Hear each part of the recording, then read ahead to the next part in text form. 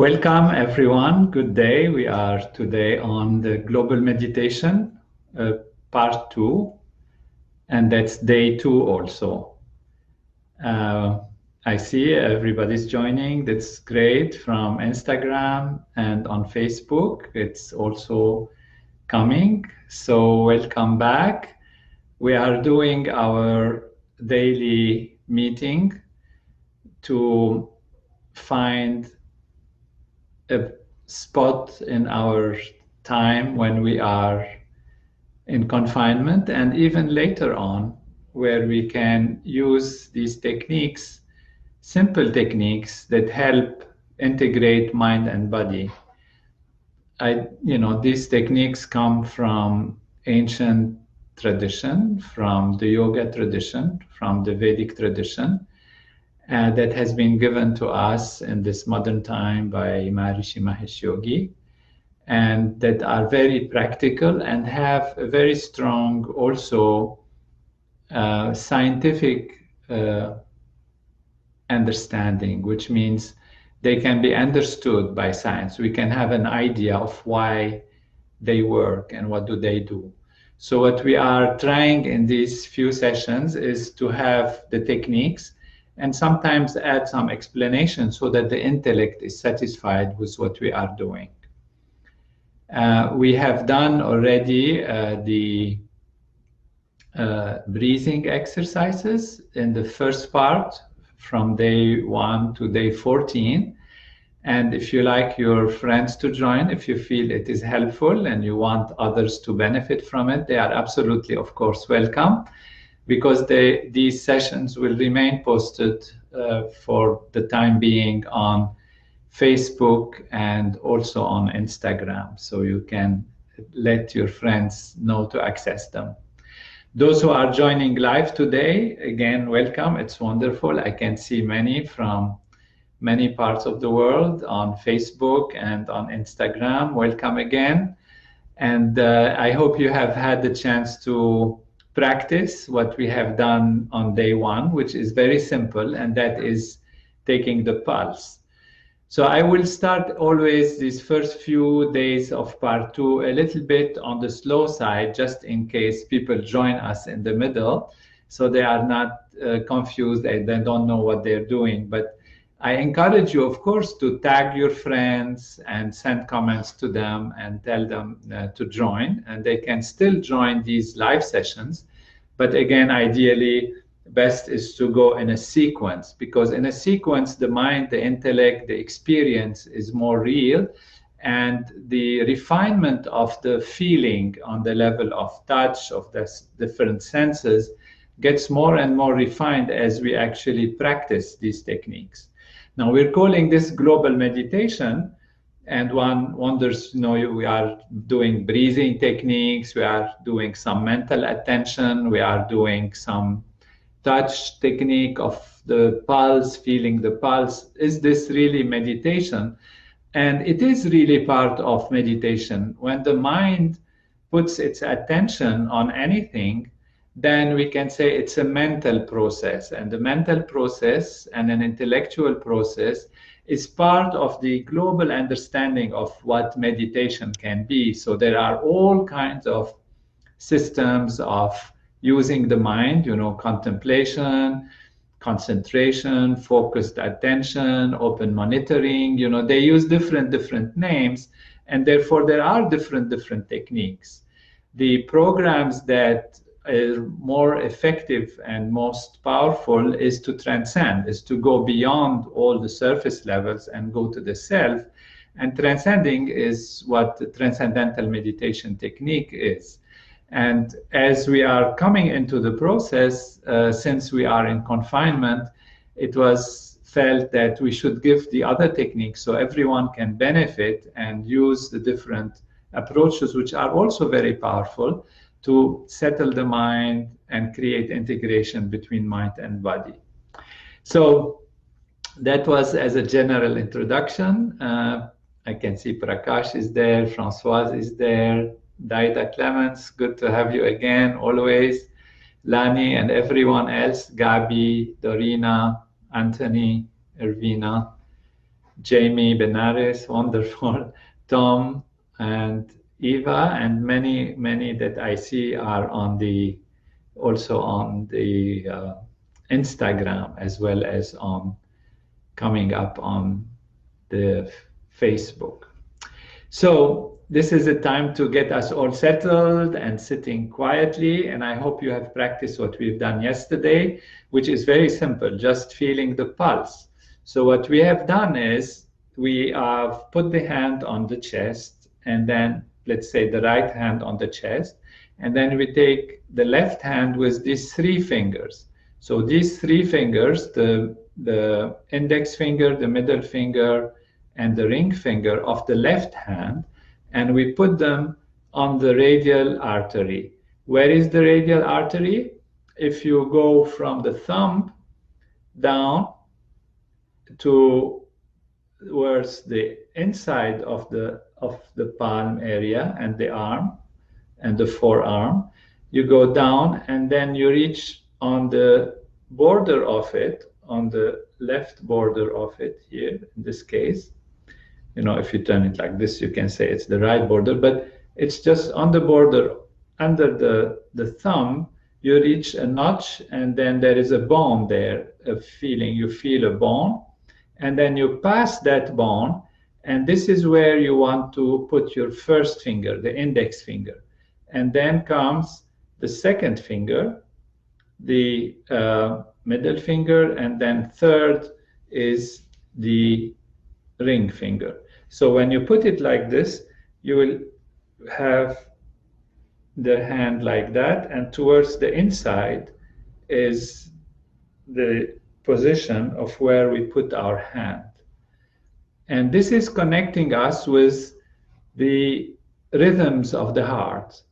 And as we have said yesterday, and I repeat for those who are coming again new, it connects us with the vibrations of the heart in a very special way, not just the pulse, which means the pulse in terms of reading how many times the beats are there, but we will be learning also these qualities of the pulse that ultimately help the those who are trained, well trained, to diagnose even a lot of problems and diseases and balance and imbalance in the human physiology. So we first start by feeling the pulse. So we put our hand, we don't have to keep the hand on the chest. We can open the hand and then close the eyes. And now our attention goes to the fingers. And we press on the arm with the 3 fingers. And as soon as we feel the pulse on any one of the fingers, we stop, and now we feel the pulse. So everyone can do that. We're closing the eyes so that we're not distracted with outside things, but you can, of course, open the eyes. It's no problem to check where you are and feel the pulse.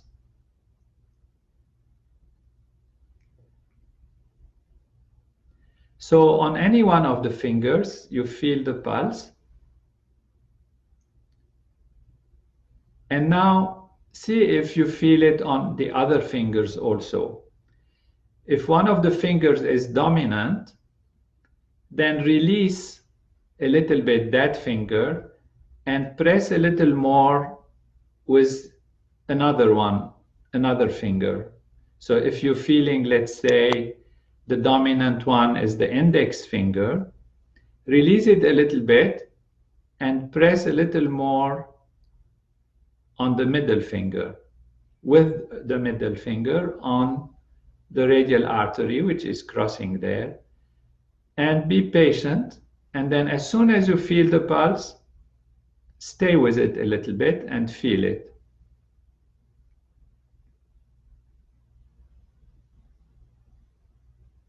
And now you release it a little and then press with the index finger.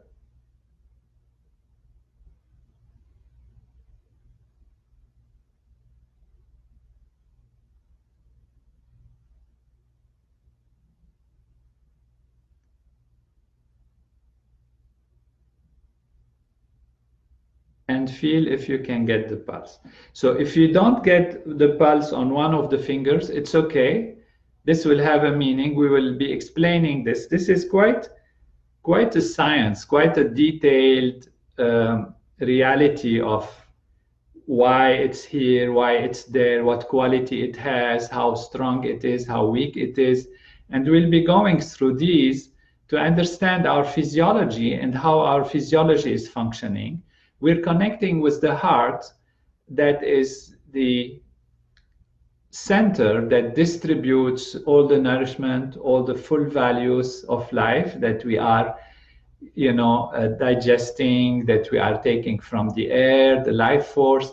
It's distributed with the heart to the whole body. So try to feel again, and then I want to know from you, or we share all together actually, even for those who will join later, they will see which finger is you're feeling mostly the pulse against. So let's call the index finger 1, the middle finger number 2, and the ring finger number 3.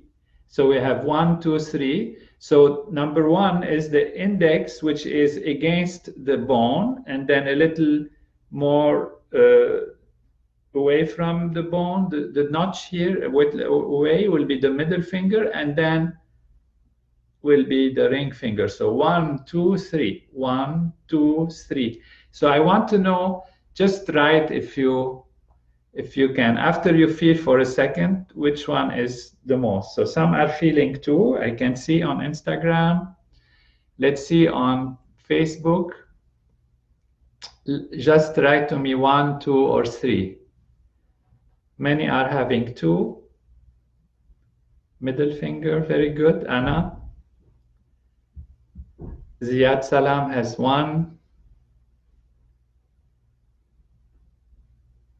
Yes.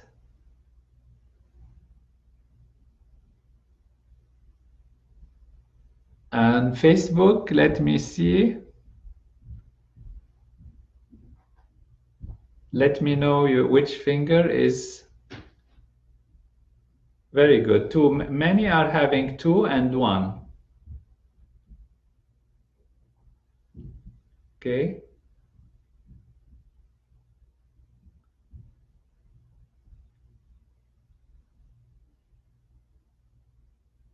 Some have all 3. That's very good.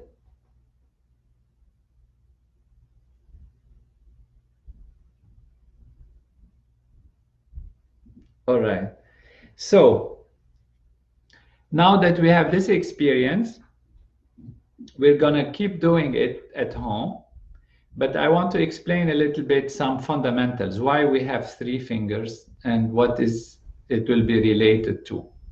Because if we don't understand it, we're not going to connect with it. That's why it's part of our technique that we are using to connect with ourselves, actually. So this technique is one way to connect with part of ourselves. Of course, our heart is a big part of ourselves. It distributes all the nourishment to the whole body, and it reflects what's happening in the mind. When you're afraid, when you're worried, then your heart beats in a different way. And when your physiology is also requiring different things or has different needs, it also will make the heart and the flow of the blood and the way the arteries contract go in different ways. So there are 3 things actually we are looking at basically and globally, and that is from Ayurveda. Ayurveda means the knowledge of Ayu, which knowledge of life, knowledge of how life is built. And there are 3 principles that are very important. There is a principle of movement, there is principle of transformation and change and metabolism, and there is principle of structure. Why these are very important? Because they are actually the pillars of life and living and structure and function of the human physiology and the mind. See, there is something which is very important. If you don't have a structure, then you don't have anything. So you need a structure, a solidity, a structure. But if the structure is too rigid, for example, you take a statute is very perfect, very nice, very clean, doesn't change, it's rigid, but it's not alive. It doesn't have anything. It doesn't evolve. It stays the same. And so therefore, for evolution, there has to be change. And for change, there have to be movement. One has to move from one state to the other, from one state to the other. So for life to be strong and happy and create fulfillment, there has to be some basis, because without structure, there is nothing. But this structure cannot be so rigid as like a stone or a statue and made out of stone, or a metallic thing which has no real functioning, it doesn't move. And for that, there is a need for evolution to have change and to have movement. So to evolve means to go from one stage to another stage to another stage. This is the power of change, of evolution. So we should not be afraid of change. We should not be afraid of, leaving what is there that was there before and going into some new thing, because that is the process of life. That's why we are living. We want actually to transform ourselves into more and more, have bigger and bigger experience. The purpose of life is expansion of happiness, expansion of understanding, expansion of knowledge, expansion of bliss consciousness. And for that, we have to keep evolving and growing. And therefore, change is needed. But if change is too much, then there is no stability, no strength. And ultimately, if it's changing completely, then, it's a field of transformation, which is so fast that one cannot experience the moment, cannot experience the present. So there is a balance between the stability, the strength, the solidity of our reality, who we are, and then the change that is happening. And between these two is the process that makes the change happen. So there is the solidity of the structure, there is the change, and there is the process that allows the change to take place, which is the transformation value. So we have three values. We have structure, solidity, stability. We have transformation, so that there is a process that changes.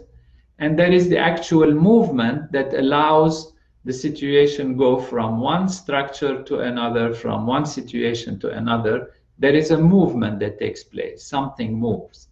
And in our physiology, it's also like this. There is movement everywhere. So this movement moves the blood, moves the air, moves the mind from one thought to another.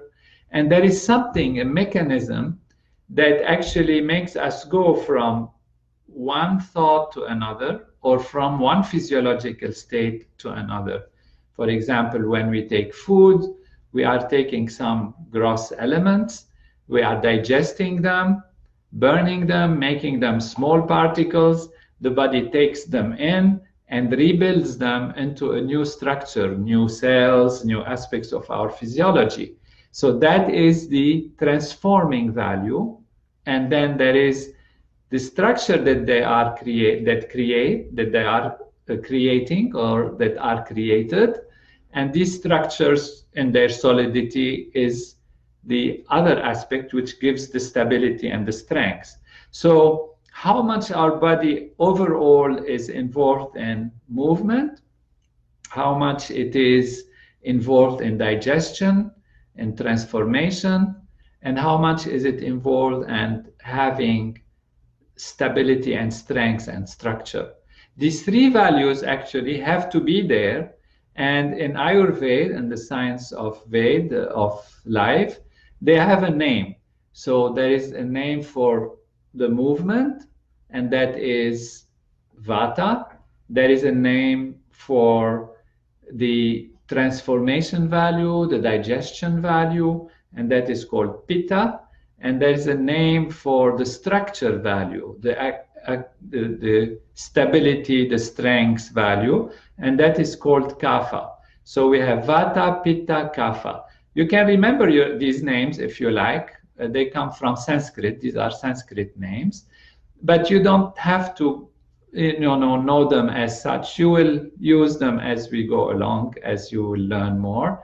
But we have 1, 2, 3, and that gives us an idea what these fingers will ultimately represent.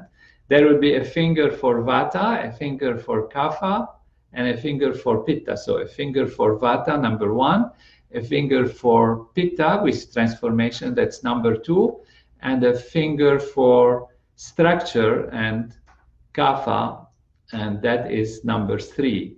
So index, middle, and the ring finger represent Vata, Pitta, Kapha, or in other words, movement and transformation. And in the second one, the middle one, there is the metabolism, the change also, but in terms of its metabolic value, its transformation value, and then the structural value, the solidity of the structure. So movement, change, transformation, and structure. Okay. Now, everyone has to have all the 3, of course, because as we said, without one, then there is not the quality of the other. Now, one can say everything changes all the time, even a statue, but then in a statue that is made out of stone, you can say that it's mostly the Kapha value, the structure, the solidity that is important. And of course, there are heat and temperature and the molecules inside and the atoms, they move.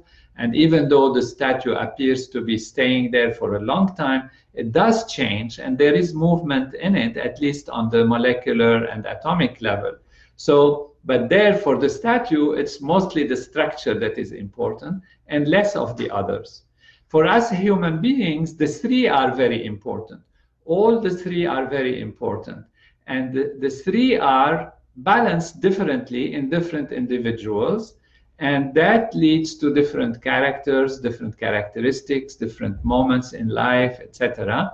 The same as in nature. Nature has different times where there is more movement and less movement. There is times of structure and solidity. The seasons have that, the days have that. And we will go through this as we start analyzing the pulse, because the pulse is influenced by all of these things. If somebody has too much movement, then they are not settled, and anxiety, the mind is busy, then, that's also something that we will learn how to appreciate through the pulse. If somebody is too heavy, not moving, gaining a lot of weight, then there is too much of the Kapha value, of the structure value, and less of the other values.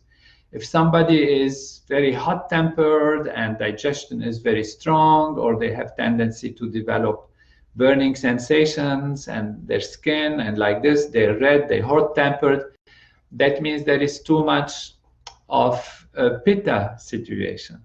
So all of these will be able to detect in the pulse, but be patient. It takes time to refine the feeling, So some of us I have seen have felt more pulse on the second, some more on the first.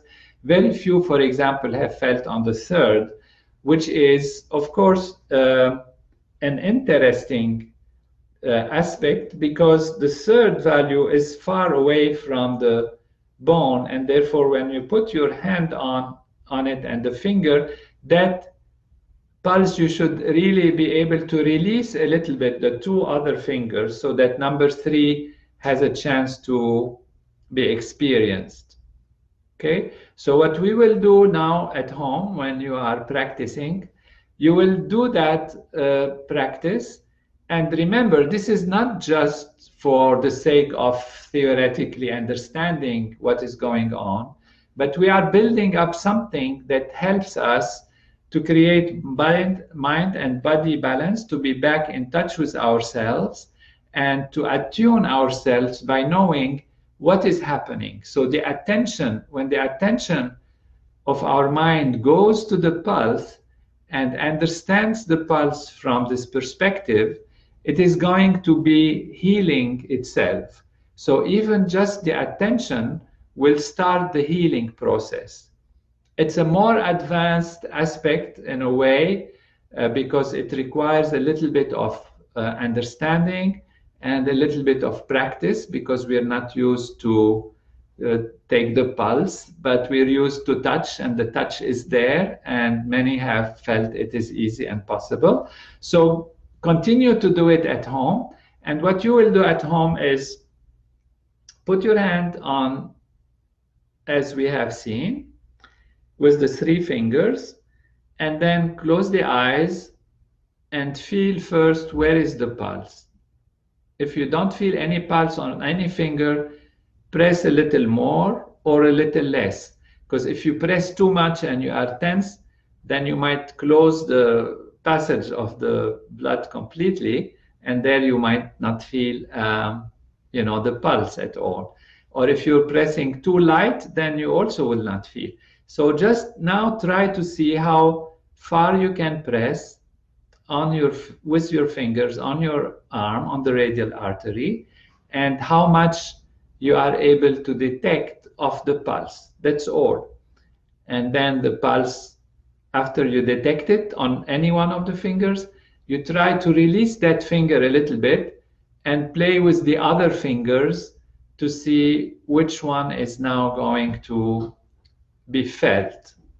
So by doing this, you acquire more sensitivity, and you are more and more in touch with what is happening in your physiology, and particularly in the heart. And also overall, you will be learning what is going on with all these aspects of movement, change, transformation, structure, metabolism, and all the different values that build up our physiology. Very good. So do this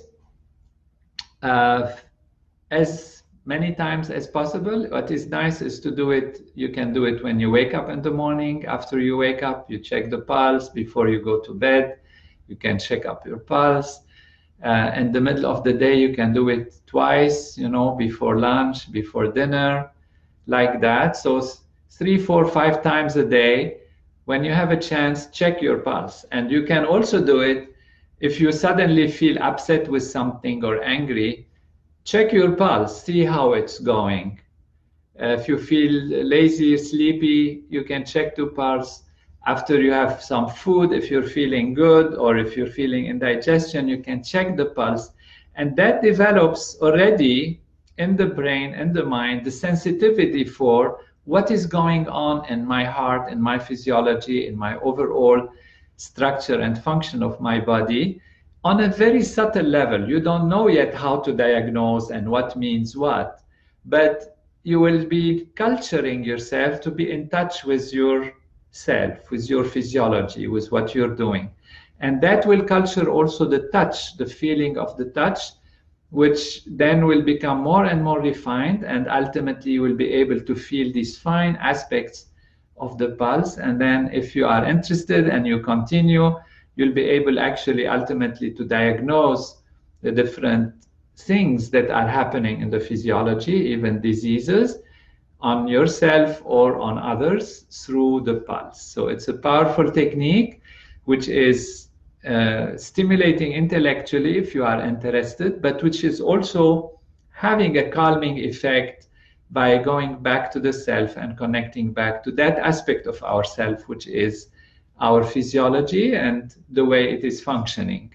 Of course, our self is infinite and bounded, and that is pure consciousness, and that is why we transcend and go to that value. And that's what we will do now. We will close the eyes, take a few minutes, and then practice. For those who practice transcendental meditation, go ahead. Others, do the techniques that we have learned from the first part, which is the pranayama. And the feeling, you start with the movement with one hand on the chest, one hand on the abdomen, as we have learned in first part. Then make sure your face is relaxed, your shoulders are relaxed, your hands are soft, and then do your pranayama, one side and the other side. Exhalation, inhalation, you close, exhalation, inhalation. And after you do it and you feel comfortable, you start putting your attention on, as we have seen, on sound, touch, heat, taste, and smell, ultimately on a fine level. So let's do that now, and you can keep doing that, of course, during the day. You can feel your pulse, and then you can do this if you feel your pulse during a moment where you have any anxiety or any pain or pressure or something. Feel your pulse, and then do your pranayama, and then feel your pulse again, and you probably will feel some difference. So let's now close the eyes and don't mind anything, and do your time of inward direction or your pranayama meditation.